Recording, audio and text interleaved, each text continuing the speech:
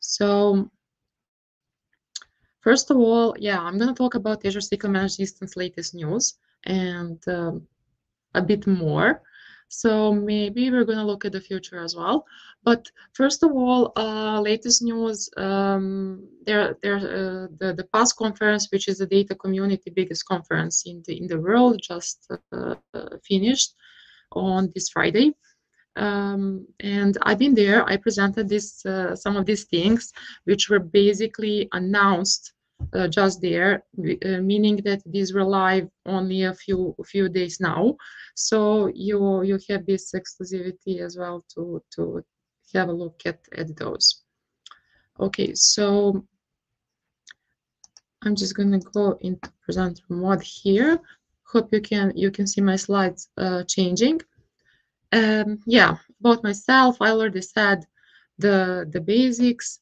I'm just going to add that my primary focus is the performance of SQL Managed Instance, SQL Managed Instance product, and that I'm basically focused on developing the features that are going to help you tune your performance, that will help you get better performance and better configurations for your actual workload. So today I'm going to tell you more about SQL MI November 2022 feature wave. So if you're ready, I'm just going to start. First of all, I'm just going to tell you what the feature wave is. Feature wave is something that we're doing for the first time now for SQL MI. It is a set of features which are connected and released at the same time as a package. But these are not only just any features, collected. These are the juicy features that you've been waiting for such a long time for some of these. So let me tell you what features I'm talking about. Start-stop feature, zone redundancy, support for MSDTC, and as a bonus here, relaxed network requirements. So I'm going to start with start-stop feature, which is pretty self-explanatory feature, right? So you can now stop and you can start your MI in accordance with your needs. As you can see on the small screenshot in the corner, basically by paying for the week or hours only when you use them, you get significant cost savings for the instances that are not constantly used. So these instances might be dev test instances, or any other instance with workload that is not running 24/7. And it is also worth noting that this feature is compatible with reserved instance pricing. Why is this important? You can now basically use start-stop feature to over-provision your reserved vCores and split it on multiple instances. And one other thing I'd like to say here is that both compute and license are not charged when instance is in stop state, meaning that we only charge you for storage for keeping your data while you're not using the instance. And this feature is in private preview and is currently available only for general purpose service tier of SQL Managed Instance. So you can see this screenshot over there, and you see buttons, okay, start, stop. So you may ask, okay, do I really need a human being to manually, change these states? And the answer is, of course, not, because there are two ways to start and stop your instance. We can manually execute start and stop actions, or we can create a predefined built-in schedule. And this manual mode comes handy for an ad hoc actions or irregular patterns or just for testing purposes. But on the other hand, like a built-in scheduler can help you create a so-called working hours of your SQL Managed Instance. So the thing that you should pay attention while scheduling is that the schedule times are the times when the start or stop command is triggered, and the duration of the commands to execute are taking some time as well. So, for instance, if you want your instance to stop at 8 o'clock, you should basically schedule it for 7:55, because it takes around 5 minutes to execute the actual command and to stop your instance. A similar story stands for start command as well. So if you want your instance to start at 8 o'clock, for instance, you should schedule it at 20 to 8, so 7:40, just to be sure that it's going to be ready at 8 o'clock, because it takes about 20 minutes to start an instance. So all in all, next to the Azure Hybrid benefit, which I'm sure you already know about, and reserved instance pricing, this is an additional tool that helps you optimize your environment usage and save the costs. Next one is zone redundancy. Okay, so first of all, what is zone redundancy? As you can see on this figure, this image here, most Azure regions offer multiple availability zones, and each availability zone is a separate physical location with independent power, cooling, and network. And this concept in Azure basically allows us to spread our services across the availability zones so that no failure in a single location can bring our service down. And this is basically called zone redundancy. Advantages of zone redundant configuration in SQL MI and other Azure services as well that are using it are asynchronous replication, automatic failover, improved SLA, and I'd like to add that it is much cheaper than doing GODR, than implementing GODR, because you don't have to provision the whole new instance, in another region, but you just need to spread your actual instance across the availability zones. And I'm just going to add that this is initially supported only for business critical service tier of SQL Managed Instance, but this is going to be supported for general purpose as well at the first half of the next calendar year. So first half of the 23. And yeah, this is the architecture of this. So I'm just going to walk you through this pretty quickly to know what I'm talking about when I say spread your service across the availability zones. So let's have a look at the architecture of zone redundant configuration versus non-zone redundant configuration on the left-hand side. Okay, so we can see on the zone redundant configuration that the spare nodes of your general purpose instance are now spread across the AZs, as well as the gateway services. And in addition to that, we are now using zone redundant storage as well for both data and log files, but also for the backup files. So this way, no single zone going down will bring all of the nodes in the cluster, nor gateways, nor files, nor backups down. And let's just go quickly through the business critical architecture. Here, okay, so we can see that the secondary replicas, that business critical service tier basically is made of 4 replicas, 1 primary and 3 secondaries. And we spread these secondary replicas on different AZs, as well as gateway services, of course. And since BC is working on quorum commit, this means that if one single zone goes down, it will not cause unavailability of the instance. And also just note that here again, we are using zone redundant storage for the backups. Okay, next thing that I'd like to talk about is the availability SLA comparison. So here I just wanted to basically compare our competitors in the cloud, other cloud providers, AWS and Google Cloud Platform with Azure SQL. And let's see how what the numbers are telling us. Basically, AWS Zone Redundant RDS and GCP Cloud SQL offer 99.95% uptime SLA, which equates to 22 minutes of downtime per month. On the other hand, you can look at the Azure SQL, And Azure SQL offers 4 nines, the equivalent of up to 4 minutes of downtime per month.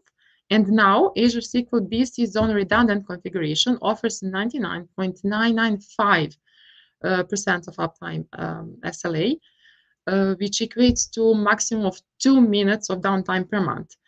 And that's more than 10 times less than our competitors. This makes basically Azure SQL the ultimate market leader when it comes to availability guarantees. The next thing that I'd like to cover here are distributed transaction coordinator for SQL MI. This is also in preview. And DTC enables you to run distributed transactions in mixed environments across SQL MIs, SQL servers, and other participants that are hosted anywhere. This helps you migrate and modernize your existing applications or develop the new ones. And please, I'd like you to note one thing here. So if you need to run distributed transactions via T-SQL or .NET across databases on one or more managed instances, you do not need DTC for it. You just need to configure server trust group and enjoy native support. So have that in mind, just to know that you don't over-engineer the things. And the last thing in this feature wave is relaxed network requirements. So these are some security and networking improvements under the hood. We are removing the public management endpoint. We are narrowing the scope of inbound and outbound rules imposed on its subnets.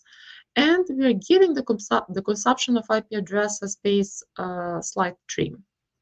So as you know already, management endpoint for management operations such as resizing the instance or changing service tiers used to be public IP address secured by a firewall and two-way authentication. Now, this public management endpoint is removed, which reduces the attack surface and makes auditing the security of SQL MIs much simpler. Next thing, NSG rules. The NSG outbound rule to Azure Cloud port 443 is now replaced with a number of narrower outbound rules. And the outbound to Azure Cloud 443 is no longer required.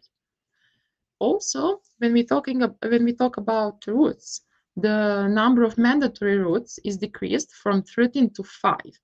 And the routes and NSG rules for CorpNet, more precisely CorpNet Public and CorpNet SO, are no longer required as well.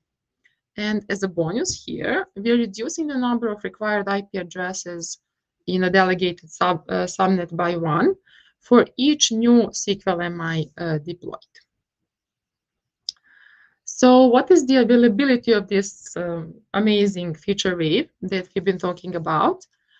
I'm glad to say that the rollout has already started, and the entire SQL MI fleet will be upgraded automatically eventually.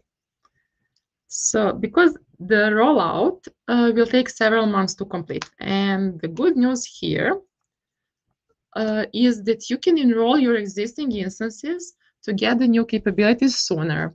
So you'll get this this notification on the Azure portal if your subscription is ready to enroll in the feature wave. But if you don't see this note, if your subscription is not ready to opt in to November 2022 feature wave, please don't be sad because there are more good news.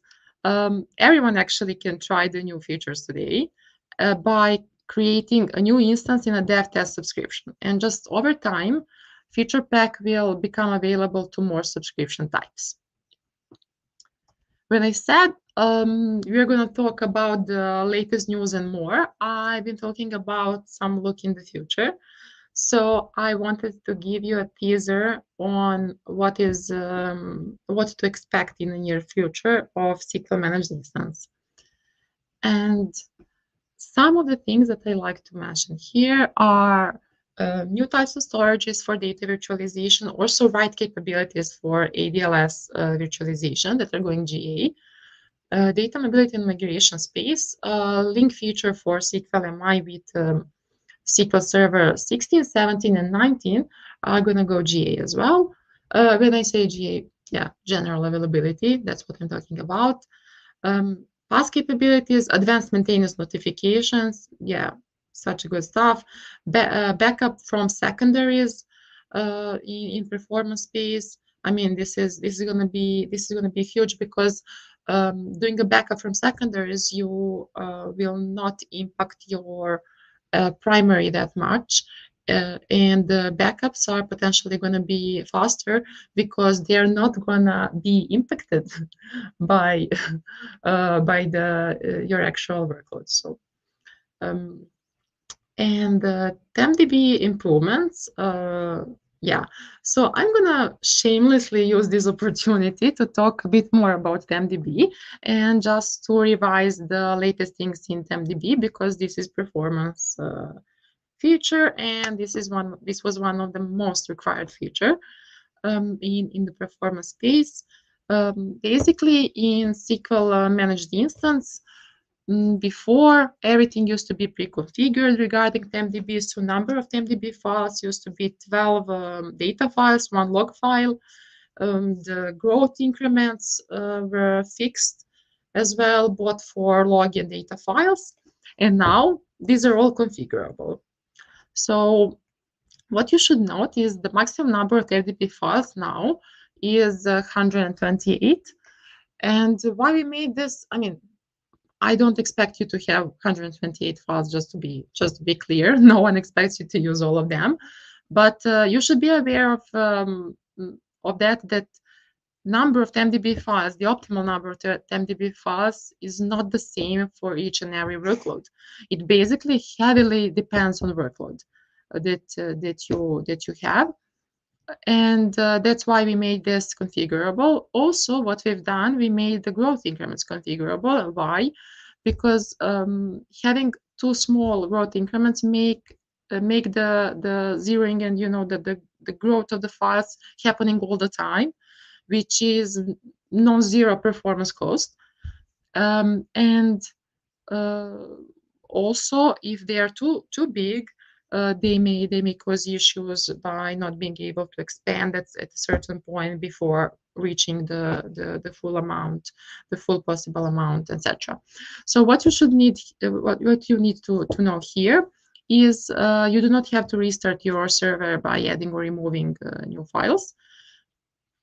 You just have to be aware that for a short period, you're gonna have a decreased performance just because the round-robin algorithm has to rebalance itself, and the files should are going to be filled unequally at the beginning. But when it's rebalanced, it's gonna run smoothly. It takes really short time. So and also we strongly suggest here that now when you can configure this all, not to mess it all up by setting different growth increments, we encourage you and we strongly suggest to set the same growth increments across all TempDB data files. And yeah, here you can see plus is what's actually coming soon. So more configurations. You will be able to set maximum size of the TempDB, which is very important for SQL MI BCs, where your TempDB is basically sharing the resources with your databases, with your user databases. And the last but not least, just to say that persistency is also enabled here. So the configuration that you make is going to be persistent upon a failover or an update SLO or a restart. And also there was another ask from the customers of ours. Snapshot isolation property for TempDB is persisted as well. It is worth saying that we are basically we are very customer driven. So please don't hesitate to reach out to us, and I'm gonna share the contact afterwards, so you will be able to reach out to us and to connect with us and to let us know more about your needs or your blockers or whatever issue you may have with SQL MI. Okay, last but not least, this is the thing that was waited for such a long time. And maybe if you ever created SQL MI, you remember that it used to take 4 to 6 hours. And now the fast provisioning of the first instance in an empty subnet will take you now about 30 minutes, which is 10 times faster than it used to be. So you can now quickly respond to an increase in your business needs. And does this have any limitations? Of course, it does, and unfortunately, it does. For now, fast instance provisioning will work only for the most popular configurations of the SQL MI, and these are GP and BC instances that have 4 and 8 vCores, and they're configured for default maintenance window using standard series hardware underneath. And one more requirement is that the first that it has to be the first instance in an empty subnet. But this is not all. So this is coming pretty soon. This is coming in December this year. So which is basically like in less than a month. So you may expect this, but also what you may expect in the near future as well are faster create for any instance and faster update and delete operations for an instance. So I would like to close with this for now. And I'd like to thank you all for listening, for joining, for participating. I'd like to thank the Azure Heroines organization for inviting me here. And when I said that I'm going to share the contact, please note down this aka.ms contact SQL MI link. So this will basically lead you to a form by which you can leave your contact as well, and you can give some feedback on SQL MI. You can share your experience if you want. So yeah, please do not hesitate to reach out to us. This is my personal email address, so you can reach out to me personally as well. And yeah, if you have any questions now, I'll be glad to answer them. Thank you, Nevena, for the really good presentation. There are a lot of news, a lot of features that are coming. They're still there. So I have 2 questions. So the first thing is, do you see an increase of usage of managed instance all around the Azure? Do you have any kind of statistics? Because in previous time, people were really scared due to pricing, time of deployment, and so on, because there are a lot of new features and so on. Do you see that service is used more than in the past? Yeah, definitely service is used much more. We have the whole funnel of the customers coming to us. I mean, this is just the worldwide trend to go to cloud, and there are options in the cloud. Azure has many options. SQL MI is only one flavor over there. So there is SQL VM as well, which is IaaS solutions, infrastructure as a service. There are SQL MI and SQL Database Singleton as PaaS solutions, so platform as a service. And they all are good for certain workloads, certain use cases of our customers. Yeah, we see a lot of migrations coming from on-prem. We are constantly working on that, and yeah, our final goal is basically for MI to be everyone's final destination. in the cloud, because MI is basically the latest things are coming there. Also it has almost 100% of compatibility with SQL Server, so migrations are, lift and shift, are as smooth as possible. We are trying to make all the migration mechanisms as easier as possible. So we have a much more. And now also what I would like to say, when you mentioned the fear of the community, yeah, we were like, okay, you come to MI and you can't leave. You can. It used to be like that. You come there and you can't go back. But now, just on this past summit, we announced a completely new thing, and that's going back scenario. So no one should be afraid of this, of not having this capability to go back. So if you want to try it out, you're always welcome, if not satisfied, to go back.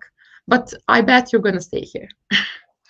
And do you have any statistic how quick new features are start using? So you, for instance, you're around to Okay. develop for the TempDB and so on. Well, How quick? I can't tell you like certain numbers, because for each features it really depends. But the thing is, what I already said is we are very customer driven.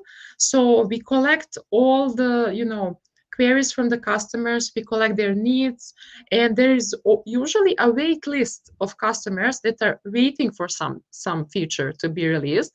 We are just collecting the inputs and the insights from them, what's missing, what are their blockers, what are the most common the top customer asks, and etc. And that's how we prioritize our the major part of our prioritization is based on that. So yeah, for certain features, it just like there's a wait list, and when it goes live, it just runs like that. For some other features, of course, it takes time to for the adoption, but it just depends on the feature. When it's some gap filling feature, like something that SQL VM or SQL Server had and we didn't, it just gets like the adoption is pretty quick. And yeah, and also for customers who like to modernize and who are like early adopters of new tech, they also adapt every new feature like pretty quickly. So yeah, I can't say the exact numbers, but it depends. Good to know. So again, thank you very much for your presentation, for participation on this Azure Heroines event, and I hope we will meet in Belgrade in the future. Yeah. Please come visit MDCS. We will be welcoming you, and the girls, the women and the girls who already presented and who are participating here as well. We'll be glad to meet you all. I'm glad to be a part of this, along with such great women and MVPs. So yeah, it's really a pleasure of mine.